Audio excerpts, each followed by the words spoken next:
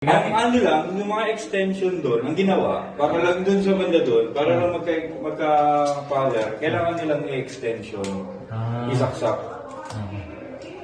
Pero itong loob mismo, meron din yan eh.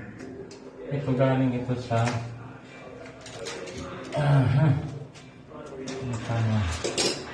Ito, wala na, condemn na ito. Yan yata yung sa loob, sa ano pa, no? Yan yung dyan sa baba, no? Ito yung ito. Itong nakatalaytay na yan dyan.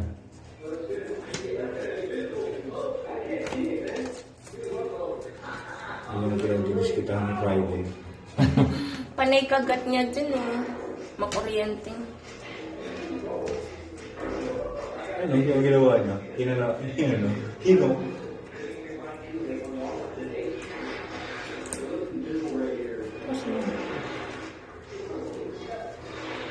Propose ko si Papa. Pagawa na kayo.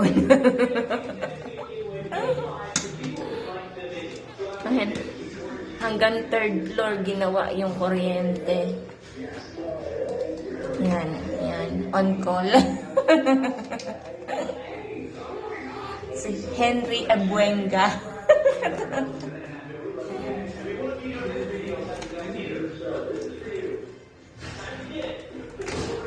Ibig sabihin, ito yung nasa loob.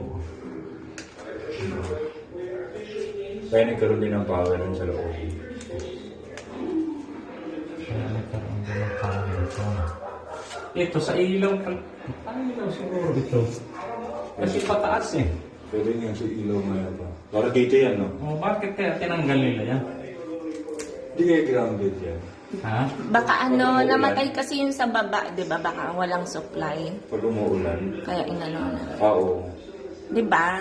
Pag umuulan, natutubigan yan? Walang tulo dyan. Oh. Eh baka pinatay lang yung ano. Ewan ko, hindi ko alam.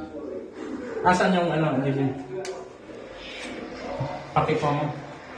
Yung pambalat natin. Pambalat. Ito, condemn na ito. Dahil tatanggalin na ninyo ito. Oh, bili na lang ulit ako ng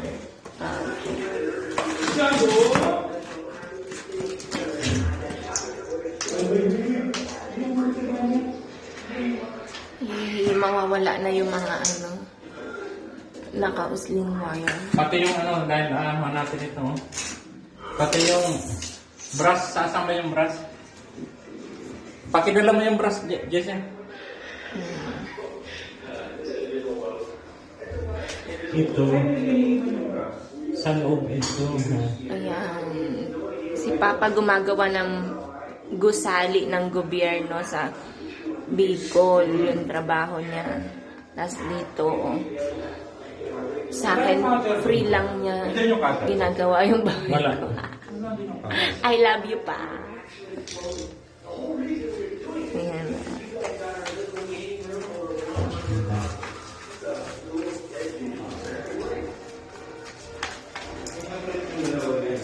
Magmaskarya. Ano ka ba?